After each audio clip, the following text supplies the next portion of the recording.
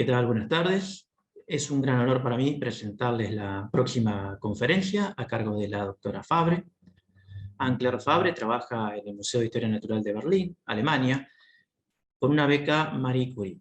Ella se define como bióloga evolutiva y sus estudios se centran en el origen y la evolución de la diversidad morfológica y funcional de los organismos. El objetivo principal de su investigación es desentrañar el impacto de los diferentes factores internos, como por ejemplo el desarrollo, y externos, impuestos por el medio ambiente y el clima, que determinan la diversidad fenotípica de los organismos y su relación con la función.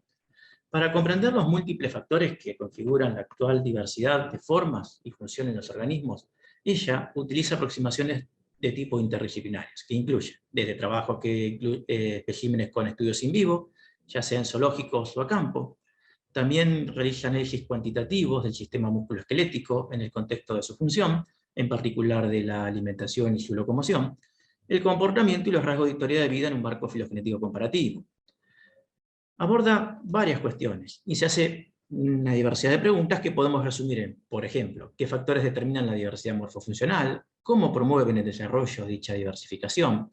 ¿Cómo se traduce esa variación de forma en variación de función, comportamiento y rol biológico? Y ¿cómo pueden estos datos in vivo de las especies existentes arrojar luz sobre la paleoecología de las especies extintas? Sus estudios son considerados de vanguardia en los campos de la morfología funcional y la paleontología, generando una notoria producción de publicaciones que van en más allá de 50 artículos indexados, capítulos de libros, y un libro inclusive. Ha obtenido becas para financiar sus investigaciones por parte de agencias de financiación tanto francesas como de la Unión Europea, lo cual le permite trabajar en 5 países diferentes, en Francia, Reino Unido, Estados Unidos, Suiza y Alemania, y desarrollar también una amplia red internacional. Podríamos continuar entonces presentando sus logros, pero sin más los dejo entonces que disfruten de esta charla que nos ha preparado Anne-Claire para nosotros. To try to get when possible in vivo data on living species, because it's the only way to really understand and reconstruct the paleobiology of extinct species. So look at this wonderful diversity of organisms in this slide. Isn't it amazing when you look at these species? So when you look at the diversity of morphology, function, and when I look at that, it's really what motivates me. And it's the main goal of my research is really to understand the origin and evolution of this phenotypic diversity. But the thing is, as you may all know, understanding morphological variation is really complex, as there is many factors that are influencing it. And one of these factors is the environment and the way of life of the animal. And this is on what my presentation will focus today. And as I said, environmental constraints can impact the morphological evolution, as you can see here on this slide with some example of species with aquatic, fossorial, aerial, and arboreal adaptation.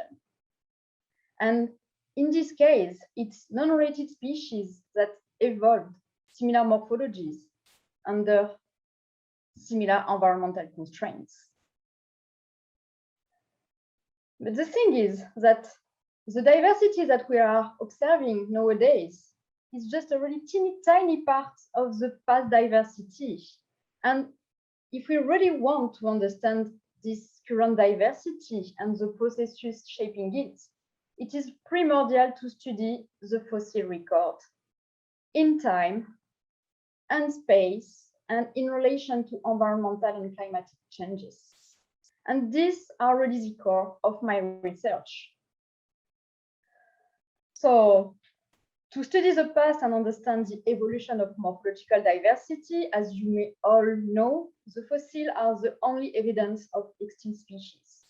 And if we want to interpret the biology of fossils, it is really important to understand the ecology and behavior in relation to the morphology of living species already, and when it's possible, obviously. So it's what is called basically the method of phylogenetic bracketing, and I think it's really widely used in our community for the past 20 years or more now. But the thing is that The interpretation of the shape differences are really limited due to the lack of data on the interplay between bone and muscle in relation to function. It can sound kind of surprising, but nearly all the hypotheses that we are using nowadays in functional morphology were never quantitatively tested. So, for example, we have no idea about the covariation between the muscle and the bone. Okay, it's said in the literature that a powerful muscle will be related to a big crest or big area of insertion on the bone, but we have really no idea about it. And it's the same concerning the external forces. So basically, we have no idea about the relation between the forces that are exchanged between the animal and the environment and the morphology of the bone. So there is still a lot of things to do in functional morphology. So most of the functional studies are only looking at bone, muscle, performance, behavior, and that separately. It's also what I'm doing because basically gathering this kind of data already separately, it's taking a lot of time. But what I'm also doing is that I'm studying all of this using integrative approaches. And basically, I'm looking at the relationships between bone, muscles, performance, and behavior in order to understand the evolution of form and function. So more precisely, what I'm doing is that I'm studying the morphological evolution using morphometrics. So from linear morphometrics to geometric morphometrics, I'm using one or the other depending on my research question and what I want to test, but it's really allowing me to depict the morphology of any kind of anatomical structure. Then what I'm also doing is that I'm looking at the muscle properties. And for doing that, I'm doing quantitative dissection. So either traditional one or virtual one. And from these dissections, I can obtain good proxy for the space requirements of a muscle, for example, or for the force of this muscle. What I'm also doing, I'm acquiring data on performance. So if you have no idea of what is a performance, basically it was defined by Arnold in the 80s. And it's the ability of an organism to execute a function that is really pertinent in its ecological context. And here I'm giving you some example with, for example, this ringtail that is walking on an horizontal pole. And what you can see just over here are the force plates. And when the animal is walking on it and there is one of the limbs that is eating the force plate, you can get data in 3 dimensions. So basically, you are recording the exchange of forces between the animal and the environment. You can do the same with the grasping ability. Here's some example with some frogs or these little marsupials from South America. And you can also record bite force, for example, using this bite force transducer. And I'm also acquiring quantification of behavior here with one example of the quantification of the grasping ability during food acquisition. So you can look at, for example, if the animal are eating with the mouth, one hand, the mouth and one hand, and so on. You can do basically the same with the locomotion. And during this presentation, I will show you some application of that. And I will do that by showing you the result of 2 projects that I did the past year. So the first one is about the evolution of prehensile behavior and the forelimb morphology in Strutherians primates. And in this study, what I'm doing is really basically linking behavioral analysis to shape analysis. So why studying manual grasping? Grasping with the hand is something that is really widespread in tetrapods, as you can see here on this slide. So from frog, lizard to a bunch of different types of mammals, a lot of animals are grasping different types of items with their forelimb. It's used also in several other functions, from feeding, locomotion, and mating, for example, meaning that manual grasping is something that is really fitness relevant. And there is different kind of hypotheses that concern the origin and evolution of this behavior. here I will just present you the main two hypotheses. So the first one is that grasping ability may have derived from arboreal locomotion, because basically species that need to move in the tree without falling, and for that, they will need to grasp the branch, for example. The second main hypothesis is about the capture of mobile prey. So if you want to catch a prey, you will catch it in a way more efficient way if you are using your forearm and your hand to catch it. Basically, both of these hypotheses are not mutually exclusive. And it's what I wanted to test in this project. So the goal of this project was really to quantify the relationship between grasping behavior and the shape of the long bone of the forelimb in order to understand the origin of grasping behavior and to be able also to infer this behavior in extinct species. So what I did, I was using as model group the living strepsirrhizid primates. So for those that have no idea of who these guys are, they are basically the primates from Madagascar, with, for example, the ringtail, some ruffed lemur, the bamboo lemur, and what we call the ruffed lemur.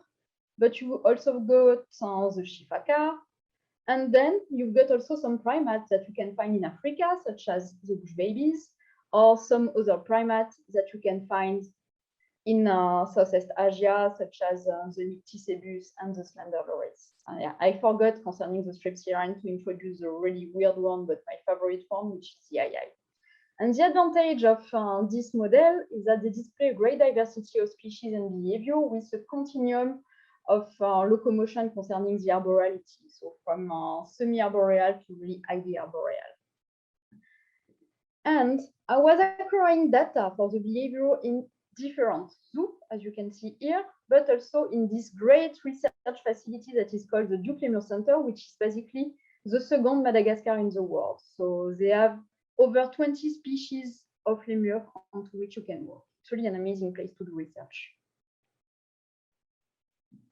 So concerning the behavior, what I was doing in collaboration with PEC, so we were looking at the quantification of prehension of static food items for over 100 individuals that belong to 23 species. And for that, we were defining 5 grip types. The first one is that when the animal is grasping the food with the mouth. The second one with one hand. The third one with 2 hands. Then with the mouth and 1 hand, and with the mouth and 2 hands. Then on the other side, I was doing the quantification of each long bone of the forelimb using geometric morphometrics. So here you can see the landmarking protocol that I use for the humerus, the ulna, and the radius, with in red what we call the homologous landmark or transitional landmark. In blue, the sliding semi-landmark of curves, and in green, the sliding semi-landmark of surface. So I did that on 87 individuals belonging to the same 23 species and using specimens from collections that you can see over here. Then, because in one side, I've got the data for each long bone of the forelimb for the shape, and in the other side, I've got the behavioral data that I quantified. What I was doing is that I was linking both of them and looking at the covariation between the shape and the prehensile behavior using a method that is called the phylogenetic two-dot partial least square. And what you can see here on the first result is that there is a significant covariation between grasping behavior and the humerus and the radius, but not for the ulna. And what I really like about this method is that it's very visual. So basically, you end up with this scatter plot, where for one axis, you've got the shape, and for the other, you've got the behavior. So how can you read that? Basically, you've got this continuum of covariation between the shape and the behavior. Here, I'm presenting the result for the radius, but the result for the humerus are pretty similar. So I will only present the result for this one. And what you got here is that on the negative side of this scatter plot, you can see that here, for example, we've got the slender loris, whereas on the positive side, you've got, for example, a Chirogaleid, which is a species that is really close from the mouse lemur. And you can see the shape in association to the behavior. So for example, the slender loris tend to have a radius that is, so basically really slender, elongated, and gracile, and that is in relation with the fact that it is mainly grasping the food with one hand. You've got the continuum then, and then you arrive on the other side, and you can see that these guys, so the Carogalids and the Yagai, for example, tend to have a radius that is really robust. And this is associated with the fact that they mainly grasp the food with their mouth and with a different type of combination of grasping behavior. So with the mouth in one hand, the mouth in two hands, and so on. What is really interesting about these results is that the main long bones of the forelimbs that co-vary with grasping behavior are the humerus and the radius. And these are the main long bones that are associated with the movement of rotation of the forearm and the hands. So it's basically the movement of supination and pronation. And these movements are really important when you want to grasp something, because it allows you to orient your hand and to grasp an item. So what can we say here? We can say that we've got a strong covariation between grasping behavior and the shape of the humerus and the radius. And it means that because we've got the shape, we can try to infer the grasping behavior in extinct species. And this is what we are trying to do right now with my collaborator from Barcelona, Judith Marigot and Oriol Monclus. And we've already got a bunch of scans of humerus and radius of early primates, as you can see here, with some Adapis and Tartus, for example. And it's still an ongoing study. So why? Basically, because the acquisition and analysis of in vivo data and behavior is something that is really time consuming.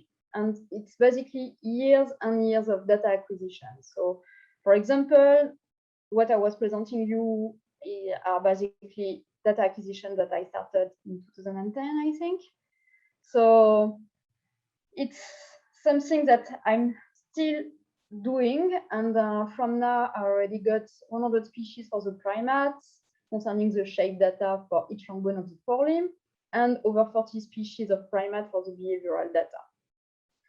So hopefully I will be able to write a paper in the following years about that. And I'm not only interested at looking at primates, so basically I was gathering data for a bunch of different types of other mammals, so from carnivorans, rodentia, and marsupialia, but also on different types of tetrapods. So it was a big project on the evolution of grasping behavior in relation to arborality in tetrapods. But here I can still show you the preliminary results just for the shape analysis on the humerus. And so far, what you can see here is that so the stars are representing the fossils. And what you can see here in this morphospace is that the fossils are falling in the morphospace of the living species, which is kind of interesting. And what you can see here is that so most of the early primates, so most of the Adapis are falling over there in the morphospace of the lemurids, and also the Carogalids, the Galagids, and some Lepidemurids. Then what is kind of funny is that Lucy is falling in the morphospace, so really close from Homo sapiens, but also really close from the slender loris. So it's something that was already noticed by Cartmill in one of his previous publications years ago. So I will move on the second part of my presentation. And for this part, I'm inferring the bite force and the paleodiet in giant lemurs. So if you never heard about the giant lemurs, so it was over 2,000 years ago. They were in Madagascar. And they disappeared basically due to human colonization and human activity, such as hunting, for example, and habitat destruction. So basically, they were getting extinct because of us. So for this study, we were looking at bite force. So why bite force? Biting is used in different types of functions, such as eating, and if you you want to defend yourself or so on. But it's, again, a really fitness relevant trait, and several studies have shown that it's a really good proxy for diet too. And here I was again using strepsirrhines as a model, because they display a great diversity of diet, for some of them that are frugivorous, other ones that are insectivorous, as you can see here with this slender loris. Other ones are frugivorous, such as this bamboo lemur, for example, and other ones are weird, as again, the II. So what we were doing here is that we were trying to look at the relationship between bite force and the masticatory bone shape. So for that, what we were doing is that we were acquiring bite force measurement at the Duke Lemur Center with my collaborator, Anthony Harrell. And what you can see here, basically, it's a bite force transducer. And we were recording the bite force at the molar site and at the incisor site. And we did that for over 20 species of strepsirrhines. On the other side, we were quantifying the shape of the mandible. So the mandible has a single function, which is biting. And you can see here the homologous point in red and the different type of sliding semi-landmark points in blue and green. Then we were also doing some geometric morphometrics to quantify the cranial shape, which is more complex due to the fact that it has multiple functions, so from biting to the protection of the brain and other sensory organs. And you can see again here the landmarking protocol that we were using. So we wanted to have a look at the covariation basically between the shape of the cranium and the mandible and the bite force. Let's move on to the result. And we were pretty surprised that when we were looking at the covariation between the cranial shape and the bite force, we didn't find any covariation. So we were wondering, what about the mandible?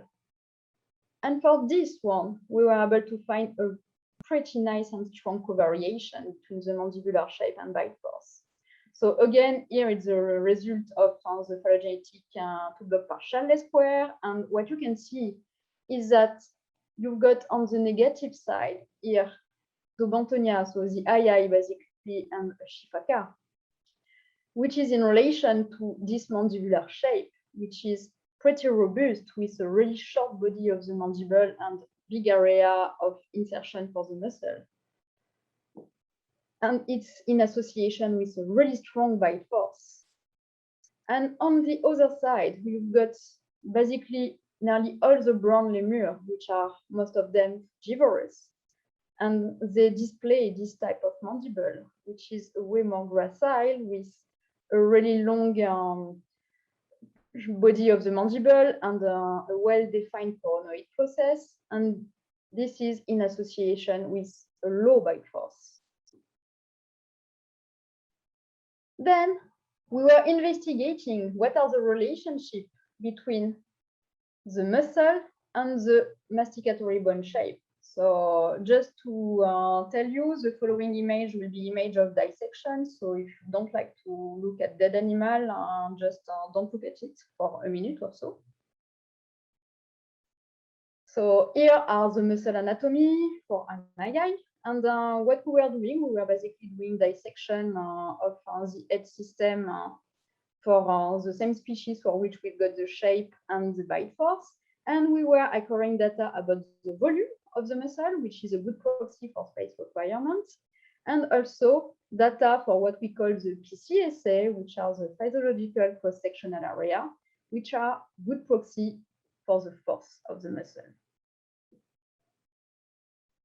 Then I just move on to the new slide, so there is no more dead animal on my slide. Here, you can see the result of the covariation between the cranial shape and the data for the muscle. So basically here I'm presenting just the result for the volume because the result for the PCSA are exactly the same. And what you can see here is that there is a covariation which is pretty strong between the cranial shape and the muscle. And When you look at the negative side, you can see the shape of the cranium that is in blue there. So it's basically the cranium of the Aye and the Shifaka again. And what you can see here is that their cranium have a really short snout, and they've got a pretty strong zygomatic arch that is associated with really basically big volume of the muscle and big PCSA, so really strong muscle. And especially for the deep masseter, the zygomatico-mandibularis and the temporalis pars suprazygomatica. On the other side, what you can see is that it's mainly the mouse lemur and the bush babies, and you can see the shape of their cranium that is over there. And you can see that they have a really slender and more elongated snout and a zygomatic arch that is way more gracile. And this is associated with a really weak volume and really weak muscles. When we were investigating the covariation between the mandibular shape and the muscle volume and PCSA, we didn't find any type of covariation. So what we can conclude about this first part of the study is that we find a strong covariation between mandibular shape and bite force for the mandible. We also find that mandible shape can predict bite force. And what we can say about it is that maybe because the mandible has a single function and its shape evolved to bite force constraints. Then, what about the cranium? So we found a strong covariation between cranial shape and muscle, but no covariation between cranial shape and bite force. So what we can conclude about it is that cranial shape evolved due to architectural constraints related to the insertion of muscles, but there is a trade-off between these different functions. So if we want now to reconstruct the paleo diet and the bite force of our fossil, what we can conclude of that is that it's better to use the mandible than the cranium. So basically, it's what we were doing in the following part of the study. And in this part, we really wanted to infer the paleo diet and the bite force of the giant lemurs using their mandibular shape. So for this part of the analysis, we were using these 3 species. So 2 monkey lemurs, Hadropithecus tegnognathius and Archaeolemur edwardsi, and the koala lemur, Megaladapis edwardsi. When you look at the fossil specimen, basically, they are just beautiful, well preserved in 3D. It's a dream for any type of paleontologist or people doing evolutionary biology. What about the previous studies that were done on this specimen? So there was one study based on biomechanics that was done by Betsy Dumont and collaborators, where they were reconstructing basically the bite force and the paleo diet of Hadropithecus and Archaeolemur. And what they found is that Hadropithecus tegnognathius was able to generate higher bite force with a small gape. And that was allowing it basically to eat small but really tough objects. So it was basically frugivorous. What about Archaeolemur edwardsi? So it seems that it was able to eat bigger food items at a larger gape, but with a slightly lower bite force. So it was more frugivorous. Then there was another study that was done by Laurie Godfrey and collaborators, and they were looking at the stable isotope of the carbon. And what they were able to find is that Hadropithecus tegnognathius was mainly eating C4 and CAM plants, which correspond to leaves, so it was frugivorous, whereas Archaeolemur edwardsi was mainly eating C3 plants, which correspond to vegetables, fruits, and big seeds. So basically, it was more frugivorous. What about Megaladapis edwardsi? So there was one study that was done by Scott and collaborator and by Jonathan Perry and collaborator, where they were basically looking at the mandibular synthesis. And what they were showing is that it was able to generate a modest bite force in comparison to the archaeolemurids, and it was probably polyvorous. So what will tell our data now? The first thing that I want to show you here is the phylomorphospace just for the living species. And what you can see here is a really nice clustering of the species depending on their diet. So basically, you've got in red here the frugivorous species, in gray the frugivorous species, in yellow it's the omnivorous species, and here you have the II, so it's just weird. And we were running a phylogenetic MANOVA in order to test if there is shape differences concerning the mandible depending on the diet. And as you can see here, the results are significant. So there is nice shape difference of the mandible depending on the diet. Then what is happening when we are adding the fossil? So you can see here the fossils. So you've got the two monkey lemurs, so the two giant monkey lemurs that are over there, Archaeolemur edwardsi and Adropithecus tegongdatus. They are falling in the morphospace of the folivorous species, and more specifically the indrids, so which are the Siphaca. And it's totally making sense because basically they are closely related to them. So a study made by Ludovico Orlando a few years ago was reconstructing the phylogeny using paleo-DNA, and it's exactly what he found. So in this way, it's making sense. And then when you are looking at Megaladapis edwardsi, so the koala lemur, you can see that this is falling in the morphospace between the sportive lemur, the bamboo lemur, and the Siphac. So basically, all of them, when you look at the first axis of this principal component analysis, are falling in the morphospace of the folivorous species. Then, because we know that there was a strong covariation between the bite force and the shape of the mandible, we were using this observed covariation between the bite force and the mandibular shape of living species to infer the bite force in giant lemurs. What did we find? So basically, we find that Adropithecus tegongdatus, which was around 32 kilograms, had a bite force at the molar site around 2040 Newton, and at the incisor site, 160 Newton. When you look at Archaeolemur edwardsi, which was around 26 kilograms, it got a bite force at the molar site of 2012 Newton and at the incisor of 120 Newton.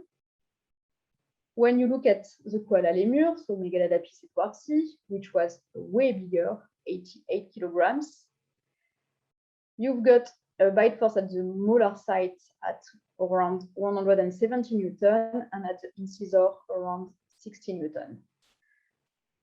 So for the koala lemur, it's kind of making sense when you look at that in the light of the study of Jonathan Perry, where he was saying that he was biting way lower in comparison to these guys. Then, if you look at the study made by Betsy Dumont and collaborator, we are finding half the value that they were predicting. So why? One of the things is that in the biomechanical model that they were doing, they didn't use any type of in vivo data. So it's maybe why.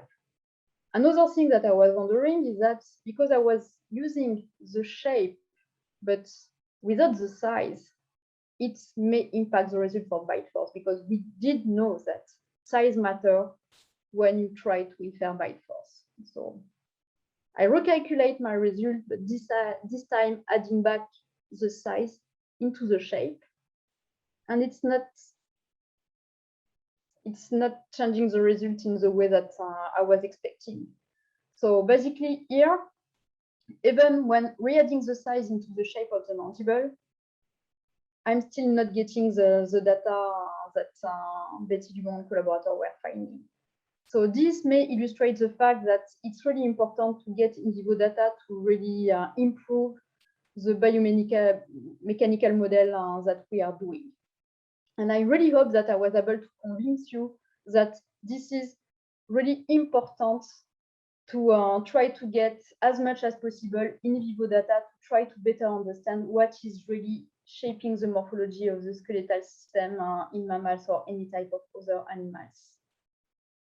So before to finish this presentation, I really want to thank basically the organizing committee for inviting me, but also the entire staff of the Duke Lemoine Center. The collection that provided all the material that I was using for the shape analysis. So my previous lab when I was in London, and the grants that were funding this research. And the most important are all my collaborators that you can see here. And thank you for your attention. Muchas gracias, Anne. Thank you very much.